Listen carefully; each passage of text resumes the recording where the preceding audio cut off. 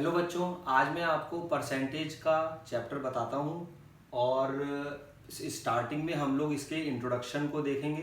फिर उसके बाद में हम लोग क्लास 8th लेवल का परसेंटेज का ये चैप्टर को पढ़ेंगे। तो इंट्रोडक्शन टू परसेंटेज। परसेंटेज का ये साइन होता है। परसेंटेज चैप्टर बहुत ही इजी है। अगर आप एक बार इस वीडियो को ढंग से देख लेंगे तो आपके परसेंटेज के सारे कंसेप्ट क्लियर हो जाएंगे। परसेंटेज का साइन है, इसका मतलब ये होता है 1/100। जैसे कि मान लीजिए मैंने लिखा है 8%, तो आप डायरेक्टली उसको लिख दीजिए 8/100। या मैं यहाँ पर लिख के दिखाता हूँ आपको 2% x%। x मैंने ऐसे कोई वेरिएबल ले लिया है। या 98%, 7%, 2.5%, कुछ भी आप ले लीजिए, सब में यही आएगा आंसर। 2/100, x/100, 98/100, यहाँ पर 7/100 या 2.5/100। अब हम क्या करते हैं कि आपने इसको स्लाइड को देख लीजिए, एक बार ढंग से देख लीजिए स्लाइड को। अब इसके आगे बढ़ते हैं। हुआ है, अब इसका अगर आपको वाइस वर्स दिया हुआ है, जैसे 2/100, x/100, तो इसको आप क्या लिखेंगे 2%। इसको आप लिखेंगे 2% x%। मतलब स्ट्रेट अवे अगर 100 नीचे लिखा हुआ है तो डायरेक्टली आप परसेंट लिख दीजिए। मान लीजिए फॉर एग्जांपल मैं कुछ भी एक वर्ड पकड़ लेता हूँ, एक वेरिएबल पकड़ लेता हूँ a। अगर a/100 लिखा है तो इसको आप लिख दो a%। मतलब कोई भी चीज अगर अपॉन 100 लिखी है तो आप उसको परसेंटेज में लिख सकते हो। मान लीजिए लिखा है b/100, तो इसको लिख सकते हैं b%। ये एक छोटा सा परसेंटेज का इंट्रोडक्शन था। अब हम लोग चैप्टर में आगे बढ़ते हैं।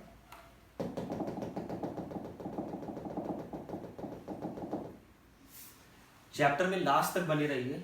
मैं आपको श्योर करता हूं कि आपको चैप्टर बहुत इजीली समझ में आ जाएगा और आप परसेंटेज के क्वेश्चंस को कर पाएंगे। मैंने यहाँ पे वही चीज़ रिपीट करी है। देखिए, परसेंटेज क्लास 8th का चैप्टर है। यहाँ पे मैंने वही बताया कि परसेंटेज 1/100 लिख सकते हैं, 8% 8/100। ये चीज़ मैं आपको बता चुका हूँ। ये भी 9/100 = 9%, 1/100 = 1%, परसेंट = 1/100। देखिए यहाँ पर ये 12 नहीं है, ये गलत लिखा हुआ है। इसको आप कट कर दीजिए, इसको 2 मान लीजिए। 2% = 2/100। या ऐसा करते हैं कि इसको हम 12 बना देते हैं। 12 हो गया तो ये 12/100 हो गया। और ये 13% = 13/100, 14% = 14/100। स्लाइड में आगे बढ़ते हैं, बहुत ईजी है। अब किसी भी परसेंटेज का कोई भी सम है, जैसे कि ये है, इसको हमारे को फ्रैक्शन के अंदर कन्वर्ट करना है। फ्रैक्शन में कैसे कन्वर्ट करेंगे? 36% = 36/100 और इसको सिंप्लीफाई करेंगे तो 9/25 फाइनल आंसर आ गया है। तो इसको फ्रैक्शन में ऐसे हम कन्वर्ट कर सकते हैं। 120% को अलग अलग क्वेश्चन से मैंने इसलिए समझाया है सिंप्लीफाइड वे में, जिससे कि आपको चैप्टर इजीली समझ में आ जाए। 120% = 120/100, 6/5 मिक्स फ्रैक्शन बन गया ये। इसको भी मैं एक बार सॉल्व करके दिखा देता हूँ। है तो बहुत इजी, छोटी क्लासेस का है, लेकिन फिर भी एक बार देख लेते हैं। ये आपका हुआ 5 1 5। ये हमारा रिमाइंडर आ गया। तो जो हमारा क्वोशिएंट होता है उसको हम यहाँ लिखते हैं, और जो हमारा रिमाइंडर होता है उसे यहाँ लिखते हैं, और जो हमारा जिससे हमने डिवाइड करा है उसको हम ऐसे लिख देते हैं। तो ये हो गया है, ये हमारा आंसर आ गया है। आगे बढ़ते हैं। 0.8% को हम फ्रैक्शन में कैसे दिखाएंगे? 0.8/100, ये देखिए 8 कर दिया है। ये जो डेसिमल है इसकी वजह से ये 10 आ गया है यहाँ पे 1000। और इसको जब आप सिंप्लीफाई करेंगे तो ये 1/125 आ गया है। एक्सप्रेस इनटू डेसिमल्स, मैंने अभी पहले भी बोला था कि मैंने एक डेसिमल का बहुत छोटा सा वीडियो बनाया है। आप एक बार उस वीडियो को भी देख लीजिएगा जिन लोगों को डेसिमल्स के कंसेप्ट अगर क्लियर नहीं है तो। क्योंकि आमतौर पे ऐसा जनरली ऐसा होता है कि हमारे कुछ कंसेप्ट छोटी क्लासेस के नहीं हो पाते हैं क्लियर, और वो हमें लास्ट तक 9th-10th तक हमारे को उनमें परेशानी होती रहती है। इसलिए इस चीज़ से कोई फ़र्क नहीं पड़ता कि आपको कोई चीज़ नहीं आती है, क्योंकि ऐसा हो सकता है कि आपको किसी ने ढंग से ना समझाया हो। तो आप अपने कंसेप्ट को क्लियर करिए। मैथ्स बहुत ही ईजी सब्जेक्ट है। आगे बढ़ते हैं। इसको 80% इज इक्वल टू 80/100 मैंने यहाँ पे लिखा। देखिए परसेंटेज के साइन को मैंने दिखाया है कि ये 100 में यहाँ पे बन गया है, डेसिमल दिस आ गया आंसर। आगे बढ़ते हैं। 8% को आप डेसिमल्स में कन्वर्ट करना है। बहुत ही सिंपल लग रहा होगा आपको कि मैं क्या बता रहा हूँ, बट एक तरफ से हम चलेंगे तो हमारा चैप्टर आगे जाके हमारे को कंसेप्ट में कोई परेशानी नहीं होगी। जल्दी का चैप्टर कवर करते हैं। 205% देख लीजिए। अब इसको परसेंटेज में एक्सप्रेस करना है। मान लीजिए आपको कोई क्वेश्चन दिया हो जैसे 7/25, इसको आपको परसेंटेज में बनाना है। आपको कोई भी क्वेश्चन में आएगा कि मान लीजिए 2/3, 7/8, 9/16 या कुछ भी चीज़ है, उसको परसेंटेज में कन्वर्ट करना है। कैसे करेंगे? बहुत सिंपल तरीका है। 100/100 ऊपर मल्टीप्लाई करिए, 100 नीचे मल्टीप्लाई करिए, और एक 100 को बचा के रख लीजिए, क्योंकि वो हमारे को परसेंटेज का साइन शो करने के लिए काम में आएगा। तो हमने इस 100 को नहीं छुएंगे, कैलकुलेशन में बचा लिया है इसको। हम केवल 700 इसकी और इन तीनों की को मल्टीप्लाई करेंगे। उसके बाद में देखेंगे कि हमारा आंसर आया, ये परसेंटेज इधर आ गया। अब जब आप इसको सिंप्लीफाई करेंगे तो आपको 28 आंसर आएगा।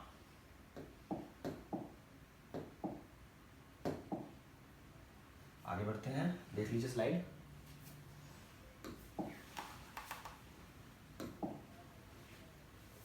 फाइव बाई 8 को परसेंटेज में कन्वर्ट करना है।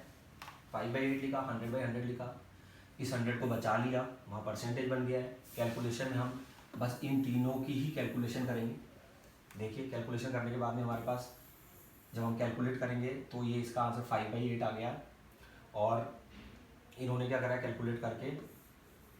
कैलकुलेशन करके ये आंसर आएगा। उसके बाद में आगे बढ़ते हैं स्लाइड में। 11/6 को परसेंटेज में कन्वर्ट करना है। देखिए अब आप खुद ही समझ गए होंगे, बहुत ईजी है। 100/100, एक 100 को बचा लिया, वो परसेंटेज वो हमारा साइन परसेंटेज में बन गया। कैलकुलेट केवल हम इन तीनों को करेंगे। यहाँ देखिए 11, 100, 6 को, इससे ये आ जाएगा, फाइनल आंसर आ गया। आगे बढ़ते हैं। Convert 3:4 ratio into percentage. अब थोड़ा सा हम पीछे की क्लास में बैक चलते हैं, बहुत जल्दी फास्ट से कवर करते हैं। अगर आपको कहीं पर भी ऐसे लिखे हुए हैं दो चीज़ें A:B, तो क्या करेंगे, जो पहले लेफ्ट हैंड साइड पे लिखा है उसको ऊपर लिख लो, जो राइट हैंड साइड पे लिखा है उसको नीचे लिख लो। मान लीजिए आपको लिखा है पेन:पेंसिल, तो यहाँ क्या करेंगे, पेन को ऊपर लिख लो और पेंसिल को नीचे लिख लो। तो ये रेशो का थोड़ा हमने पीछे का समझा। अब मैंने यहाँ पे 3:4 को 3/4 लिख लिया है। अब इसको ये बोलते हैं कि इस 3/4 को परसेंटेज में कन्वर्ट करना है, मान लो। तो कैसे करेंगे, 100/100 जो भी हमने पढ़ा था, इस 100 को हमने परसेंटेज के साइन बनाने के लिए बचा लिया है। कैलकुलेशन हमने केवल इन तीनों की करी, आंसर आया 75%। देख लीजिए स्लाइड। Express 32% as ratio. अब इसका ये रिवर्स हो गया, तो पहले 32 को 32/100 लिखेंगे, उसको सिंप्लीफाई करेंगे, और फिर जैसे मैंने बताया था कि इसको लेफ्ट हैंड साइड पे लिख देंगे, इसको राइट हैंड साइड पे लिख देंगे। तो मैंने यहाँ पे लिख दिया है, ये हमारा आंसर आ गया। ये परसेंटेज दिया हुआ है, इसको हमारे को डेसिमल्स में कन्वर्ट करना है। ये देख लीजिए, सिंपल है, आप कर सकते हैं। अब तो आ गया होगा। आगे बढ़ते हैं। अब ये क्वेश्चन आया है मेरे पास, ये थोड़ा डिफरेंट तरीके का क्वेश्चन है कि व्हाट परसेंट ऑफ 120 इज 90। एक बार दोबारा पढ़ेंगे, व्हाट परसेंट ऑफ 120 इज 90। तो किसी भी मैथ्स का कोई भी क्वेश्चन आएगा और जहां पर आपसे कोई क्वेश्चन पूछा गया और आपको वो चीज जैसे नहीं पता, जैसे हमारे पास यहाँ पर मैंने अंडरलाइन कर दिया व्हाट परसेंट, ये मुझे नहीं मालूम है, तो मैं इसको एज्यूम कर लूंगा लेट इट इज x%। मैंने लिख दिया यहाँ पे let it is x%। Question में वो x% ऊपर लिख के उसी को मैंने दोबारा उतार दिया। देखिए वो ऊपर जो x% ऑफ 120 is 90, मैंने इसको दोबारा यहाँ लिख दिया। अब x% मेरा x/100 बन गया। ऑफ कहीं पे भी लिखा होता है मैथ्स में तो उसको हम मल्टीप्लाई मानते हैं। मल्टीप्लाई होता है, मल्टीप्लाई लिख दिया। कहीं भी ऑफ आए आप उसे मल्टीप्लाई लिख दो। ये ऐसे कैसे, ये ऐसे कैसे आ गया। अब इसको जब हम सिंप्लीफाई करेंगे, ये क्रॉस मल्टीप्लाई करके 100 ऊपर चला जाएगा, 120 वो 120 नीचे चला जाएगा। देखिए 100 ऊपर चला गया, 120 नीचे आ गया। सिंप्लीफाई करेंगे तो 75 आएगा। Answer is 75%। देख लीजिए, आ जाते हैं। बहुत ईजी है बच्चों, एक बार आप स्लाइड को ढंग से समझो, हो जाएगा। What percent of 1 kg is 5 ग्राम। तो यहाँ पर कभी भी आप कोई भी क्वेश्चन करेंगे, किसी भी मतलब जैसे फिजिक्स का करेंगे या कोई भी क्वेश्चन करेंगे, तो उसमें ये देखेंगे कि अगर यूनिट्स डिफरेंट लिखी हैं तो सबसे पहले क्या है, हम यूनिट्स को सेम यूनिट्स में कन्वर्ट करेंगे। ये कन्वर्जन का, ग्राम का, किलोग्राम का, हेक्टोग्राम का, मीटर का, इसका एक मैं पूरा एक वीडियो बनाऊंगा, आप मेरा वीडियो देखिएगा, उसमें बहुत ईजिली समझाऊंगा कि कैसे कन्वर्जन करते हैं। तो अभी फिलहाल हम यहाँ पे आते हैं। 1 किलोग्राम इज इक्वल टू 1000 ग्राम होता है।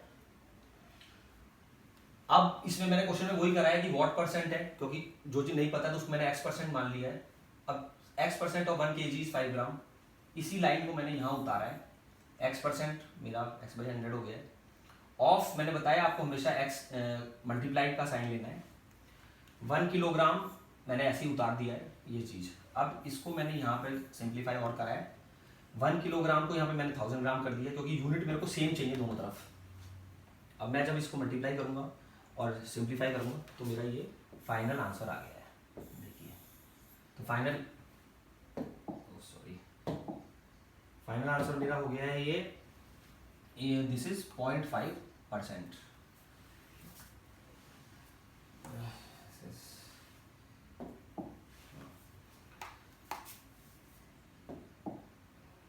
0.5%।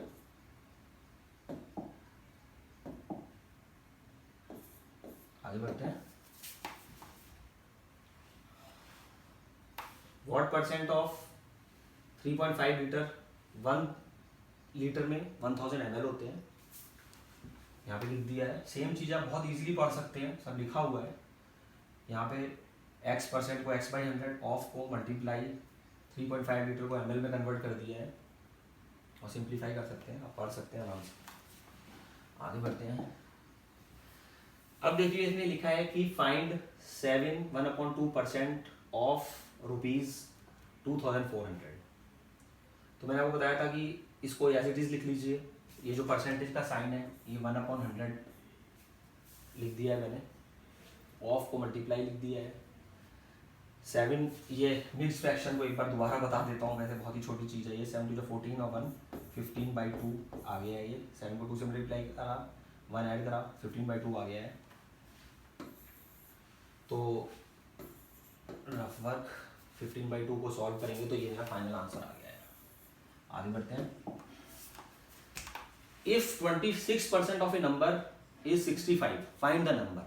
मैंने आपको एक बहुत ही सिंपल सा कंसेप्ट बताया, जब भी मैथ्स में आएगा कि फाइंड दिस, फाइंड दैट, हमें पता नहीं है तो हम एक वेरिएबल ले लेंगे, let the number is x। तो मैंने यहाँ पे ले दिया है लेट नंबर इज x।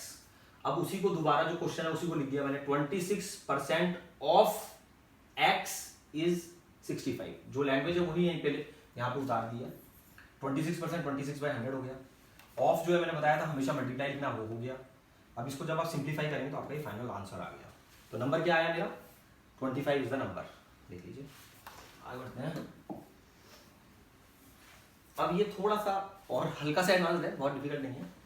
यहाँ पे क्वेश्चन है, Amit spend 65% of his salary and rest he saves. मतलब जैसे कि किसी को 1 लाख सैलरी मिली तो 1 लाख का 65% कितना होता है, 65,000 उसने स्पेंड कर दिया, बाकी 35,000 उसने बचा लिया। तो हम क्या करेंगे, अगर 65% सैलरी उसने खर्च कर दी है तो बची कितनी, 100 - 65 दैट इज 35%। यहां पे मैंने लिखा है 35% सैलरी उसकी बच गई है।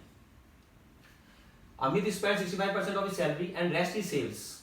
If he saves ₹2,940 per month, what is his monthly salary. यहां पे क्या है, देखिए कई बार क्वेश्चन में कंफ्यूज करते हैं। यहाँ पे मंथली सैलरी के बाद मंथली सैलरी का सेविंग बताया है और बाद में ईयरली भी पूछ लेते हैं कि ईयरली कैसे सेव करना है। तो बच्चों इस बात को ध्यान रखना है, यहाँ पे भी मंथली है, यहाँ पे भी मंथली है। हालांकि आगे बढ़ते हैं। तो यहाँ पे हमने देखा let the monthly salary be x, जो हमसे पूछा जाए उसको आप वेरिएबल में सबसे पहले एज्यूम कर लो। Let monthly salary be X saves 35%। 35% of monthly salary is 2940। Question में दिया गया है कि जो उसकी सेविंग है, सेविंग ऑफ सैलरी इज 2940। तो मैंने इस 35% को यहां लिख दिया है। ऑफ को मैंने बताया था मल्टीप्लाई में, मल्टीप्लाई लिखना है, ऑफ के नीचे मल्टीप्लाई इनटू एक्स, ये आ गया। तो एक्स की आंसर आ गया ये। तो हमारी ये मंथली इसकी सेविंग, ये टोटल सैलरी हो गई है जो हमें फाइंड करना था। टोटल सैलरी 8400 हो गई है। तो अगर आप इसका कन्वर्ट करके दोबारा से चेक भी करना चाहते हैं, रीचेक, तो कर सकते हैं, बट ये आपका फाइनल आंसर आ गया है। आगे बढ़ते हैं। ये क्वेश्चन बहुत ही अच्छा है और बहुत ही इजीली मैं आपको इसको समझा देता हूँ।